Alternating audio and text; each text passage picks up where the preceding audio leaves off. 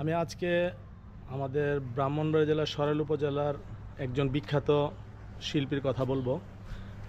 আসলে আমরা আমাদের ইতিহাস ঐতিহ্য অনেকেই জানি না বা অনেকে জানার আগ্রহ প্রকাশ করি না।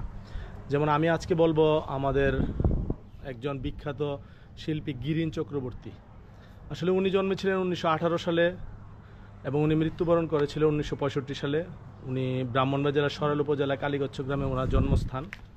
তো উনি আসলে আমি ওনাকে নিয়ে কথা বলার প্রথম হলো উনি আমার এলাকার আমার গর্ব। আর বিশেষ করে যেহেতু আমি নজরুলের ভক্ত, নজরুল নিয়ে অনেক চেষ্টা করি নজরুলের কিছু জানতে, সে মোতাবেক আমি কয়েকদিন আগে বিদ্রোহী কবিতাটা সবাই অনেকেই পড়েছেন, কিন্তু এটার গানে যেভাবে সুরারোপ করেছিলেন এটা গিরিন চক্রবর্তী 1949 সালে গিয়েছিলেন, সেটা আমি শুনেছি এবং আমার কাছে খুব ভালো লেগেছে বিদ্রোহী কবিতাটা এটা। আর বিশেষ করে বিদ্রোহী, তারপর কারার ওই লৌহ কপাট, তারপর শিকল পরাছল, এছাড়া উনি 24টা গান নজরুলের গেয়েছিলেন। আর বিশেষ করে যে উনি নজরুলের খুবই কাছের একজন ছিলেন। তো আমার আসলে মূলত এই ভিডিওটা করার একমাত্র কথা হলো যে উনি আমার এলাকার গর্ব। আর নজরুল সঙ্গীতের বিভিন্ন ইয়েতে উনি আছে। আর ওনার ব্যক্তিগত অনেকগুলো গান আছে, এর মধ্যে আপনার কিশোরগঞ্জে মাসির বাড়ি, আমার বাড়ি চাতলপাড়, বাপের বাড়ি বাউনবাড়িয়া, নিজের বাড়ি নাই আমার, খুব সুন্দর একটা গান। এটা 1942 সালে উনি গেয়েছিলেন, এটা অনেকেই জানে, বিখ্যাত।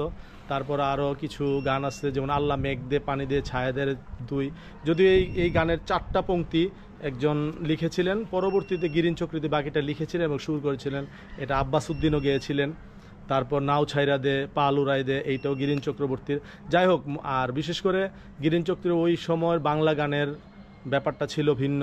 যেমন তালাত মাহমুদ, আমাদের প্রিয় আব্বাস উদ্দিন, শচীন দেব বর্মন, তো আমাদের যে মাইলস ব্যান্ড বাংলাদেশের, উনার বা হামিনের শাফিন আহমেদের বাবা ছিলেন কমল দাশগুপ্ত, উনিও নজরুলের খুব কাছের একজন ছিলেন।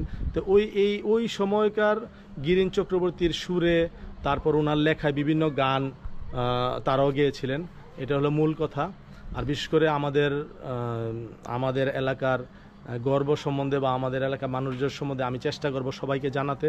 বিশেষ করে আজকের পার্টে আমি গিরিন চক্রবর্তী নিয়ে জানালাম, এবং নেক্সটে আস্তে আস্তে বিশেষ করে আমাদের উপজেলা নিয়েই বলবো। ওই সরাইল উপজেলার বিখ্যাত, উপমহাদেশে বিখ্যাত ব্যক্তিদের নিয়ে আমি আমার ভিডিও করার চেষ্টা করব এবং আমি ধাপে ধাপে সবাইকে জানানোর চেষ্টা করব। সেই সাথে আপনারা থাকবেন আমার সাথে এবং আমাকে দেখবেন আর কি। আসসালামু আলাইকুম।